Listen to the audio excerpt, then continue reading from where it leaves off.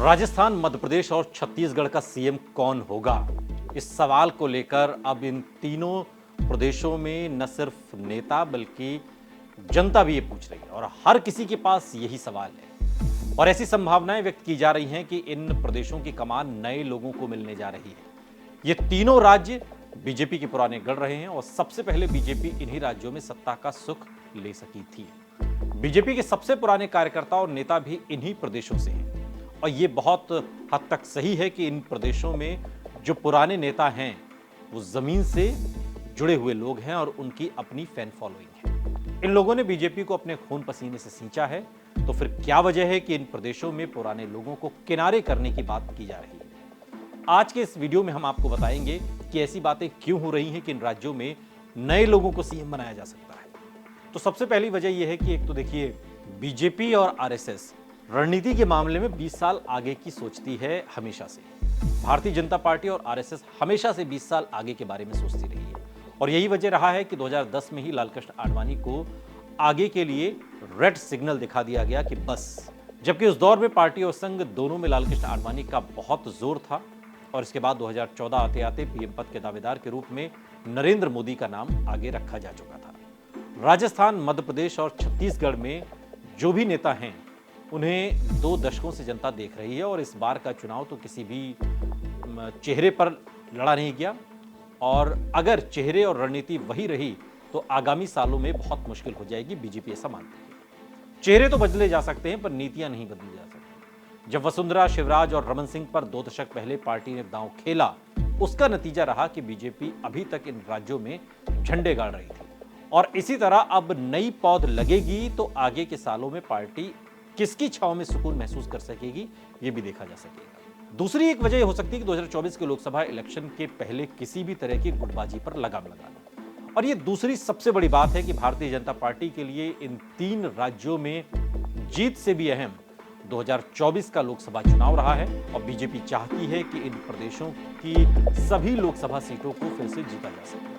मध्य प्रदेश में लोकसभा की 29 सीटें हैं और इनमें से 28 पर बीजेपी का कब्जा है और इसी तरह राजस्थान की 25 में से 24, छत्तीसगढ़ की 11 में से 9 सीटों पर बीजेपी काबिज है।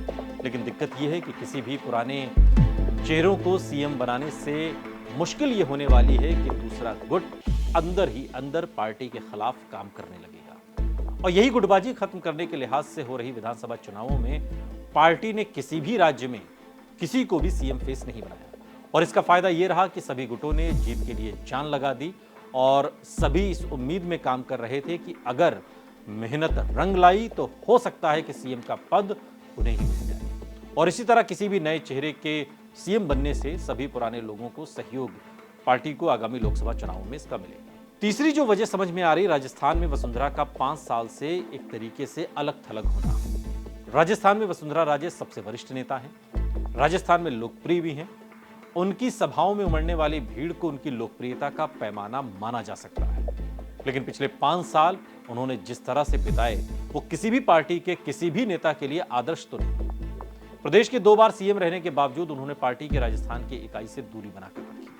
पार्टी की बैठकों से दूर रहना और पार्टी के समानांतर खुद को कायम रखकर खुद को केंद्रीय नेतृत्व से दूर कर दिया था। चीफ मिनिस्टर रहने के दौरान भी कई बार केंद्रीय नेतृत्व के फैसलों में बाधक बनती रही और ऐसे में कोई भी लीडरशिप उन्हें किसी महत्वपूर्ण कुर्सी पर बैठाकर क्यों बिना बात के सिरदर्द मोल लेना चाहेगी, ये एक पॉइंट है।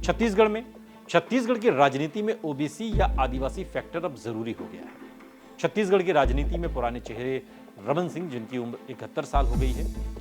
रमन सिंह प्रदेश के 3 बार मुख्यमंत्री रह चुके हैं। पिछले 5 साल उन्होंने भी रिटायरमेंट वाले ही गुजारे। हालांकि चुनावों में उन्होंने खूब भागदौड़ की, लेकिन बीजेपी के लिए सबसे बड़ी मुश्किल यह है कि छत्तीसगढ़ में इस बार आदिवासियों के खूब वोट मिले हैं और पिछड़ी जातियों के वोट भी बीजेपी को बहुत भारी संख्या में मिले। कांग्रेस की लीडरशिप प्रदेश में पिछड़ी जाति वाली रही है और भविष्य में भी जनता का समर्थन मिलता रहा। इसके लिए बीजेपी चाहेगी कि किसी आदिवासी या पिछड़े के हाथ में प्रदेश की कमान दी जाए।